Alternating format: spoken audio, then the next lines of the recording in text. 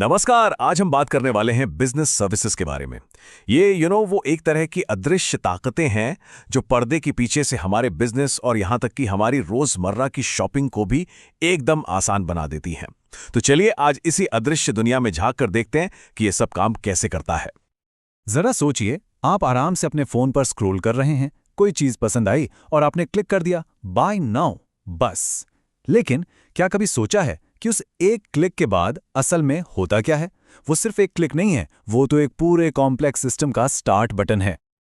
और यही है वो अदृश्य नेटवर्क जो उस स्टार्ट बटन के दबते ही एक्टिवेट हो जाता है और आपके पैकेज को आपके दरवाजे तक पहुंचाता है। इसके आप कह सकते हैं 5 मेन पिलर्स हैं: बैंकिंग, इंश्योरेंस, ट्रांसपोर्ट, वेयरहाउसिंग और कम्युनिकेशन। आज हम इन्हीं पांचों को एक एक करके बड़े आराम से समझने वाले हैं।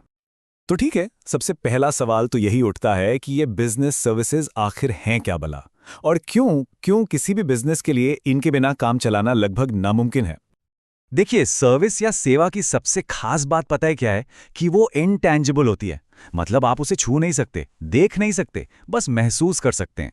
जैसे आप मूवी टिकट खरीदते हैं तो आप सीट के मालिक नहीं बन जाते ना, आप बस उस मूवी देखने के एक्सपीरियंस को खरीदते हैं। बस वही है सर्विस। और जब यही सर्विसेज किसी बिजनेस को चलाने और उसे ग्रो करने में मदद करती हैं, तो उन्हें हम बिजनेस सर्विसेज कहते हैं। मजे की बात यह है कि ये सर्विसेज फाइनल प्रोडक्ट का हिस्सा नहीं होती। मतलब अगर कोई कंपनी फोन बनाती है तो बैंकिंग या ट्रांसपोर्ट इस फोन के अंदर नहीं होता है ना। ये तो एक तरह का बैकग्राउंड सपोर्ट सिस्टम है जो सब कुछ स्मूथली चलाता है। अच्छा, तो चलिए वापस चलते हैं अपनी ऑनलाइन शॉपिंग वाली कहानी पर। आपने बाय नाउ पर क्लिक किया तो सबसे पहला काम क्या होता है? Payment, right? और बस यहीं से एंट्री होती है हमारे पहले और सबसे जरूरी पिलर की, बैंकिंग। ये समझ लीजिए कि पूरे सिस्टम की फाइनेंशियल बैकबोन है ये।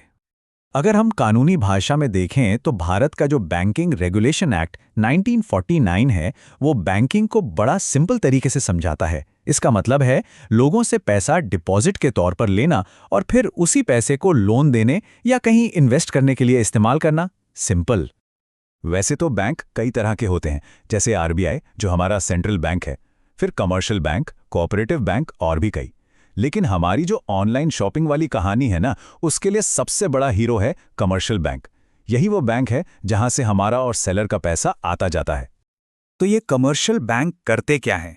इनके मोटे तौर पे 2 काम हैं। एक है प्राइमरी फंक्शन, मतलब इनका मेन काम जो है डिपॉजिट लेना और लोन देना। और दूसरा है सेकेंडरी फंक्शन, जिसमें ये हमारे एजेंट की तरह काम करते हैं। जैसे हमारे लिए बिल पे कर देना या हमारे कहने पर शेयर्स खरीद बेच देना। चलिए, पेमेंट हो गया, सेलर ने आपका पैकेट भेज भी दिया। लेकिन जरा सोचिए, अगर रास्ते में ट्रक का एक्सीडेंट हो गया या सामान चोरी हो गया तो कौन भरेगा नुकसान? बस इसी अगर मगर और जोखिम से बचाने के लिए आता है हमारा दूसरा पिलर, इंश्योरेंस यानी बीमा। इंश्योरेंस क्या है? ये बेसिकली एक कॉन्ट्रैक्ट है, एक वादा है। एक तरफ होती है इंश्योरेंस कंपनी और दूसरी तरफ आप उन्हें एक छोटी सी रकम देते हैं जिसे प्रीमियम कहते हैं, और बदले में कंपनी वादा करती है कि अगर कोई तय नुकसान हुआ तो उसकी भरपाई वो करेगी। ये बिजनेस में भरोसे के लिए बहुत बहुत जरूरी है। अब देखिए, इंश्योरेंस 7 बड़े सिद्धांतों पर टिका होता है। इनमें से एक बहुत ही इंटरेस्टिंग है, अटमोस्ट गुड फेथ, जिसका मतलब है परम सद्भाव। इसका सीधा सा मतलब है कि इंश्योरेंस लेने वाले और देने वाले दोनों को एक दूसरे से कुछ भी छुपाना नहीं चाहिए, सब कुछ पूरी ईमानदारी से बताना होता है। तो पैसा सेफ हो गया, सामान भी इंश्योर्ड है। अब क्या? अब उस सामान को सेलर के गोदाम से उठाकर आपके घर तक भी तो लाना है। और ये काम करता है हमारा तीसरा पिलर, ट्रांसपोर्ट यानी परिवहन। यही वो सर्विस है जो प्रोडक्ट को फिजिकल जर्नी कराती है। अब ट्रांसपोर्ट के भी कई तरीके हैं ना, रोड, रेल, पानी, हवा, और हर किसी के अपने फायदे नुकसान हैं। जैसे हवाई जहाज से सामान सबसे तेजी से पहुंचता है, पर जेब भी उतनी ही तेजी से खाली होती है। वहीं समुद्री जहाज से बहुत भारी सामान बहुत सस्ते में भेजा जा सकता है, पर उसमें टाइम बहुत लगता है। तो कंपनी अपनी जरूरत के हिसाब से स्पीड, कॉस्ट और कैपेसिटी के बीच एक बैलेंस बनाती हैं।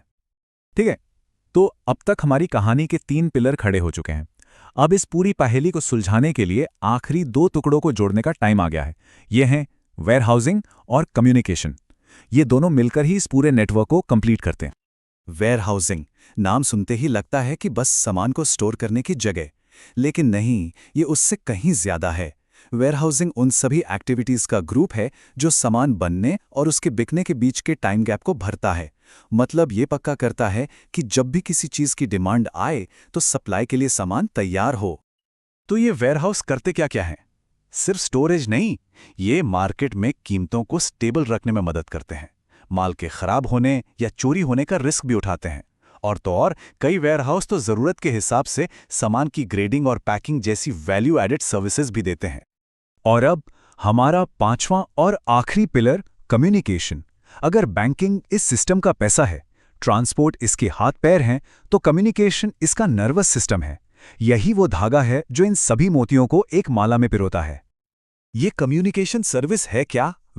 जब आपके फोन पर ऑर्डर कंफर्म्ड का मैसेज आता है, जब आपको पेमेंट सक्सेसफुल का नोटिफिकेशन मिलता है, या जब आप अपने पैकेज को ट्रैक करते हैं कि वो कहां पहुंचा, आप असल में कम्युनिकेशन सर्विस का ही इस्तेमाल कर रहे होते हैं। ये सर्विस हर स्टेप पर इंफॉर्मेशन का फ्लो बनाए रखती है ताकि सब कुछ ठीक ठाक चलता रहे। तो देखा आपने कैसे बैंकिंग, इंश्योरेंस, ट्रांसपोर्ट, वेयरहाउसिंग और कम्युनिकेशन, ये पांचों सर्विसेज एक टीम की तरह एक साथ मिलकर काम करती हैं। यही वो अदृश्य इंजन है जो आपके उस एक बाय नाउ क्लिक को आपके दरवाजे पर रखी डिलीवरी में बदल देता है। और यही इंजन हमारी पूरी इकोनॉमी को पावर देता है। तो जाते जाते एक सवाल छोड़ जाता हूं। आज की इस सुपर फास्ट डिजिटल दुनिया में इन पांचों सर्विसेज में से आपको क्या लगता है, कौन सी एक सर्विस है जो बाकी सबसे ज्यादा क्रिटिकल, सबसे ज्यादा जरूरी बनती जा रही है? जरा सोचेगा इस बारे में।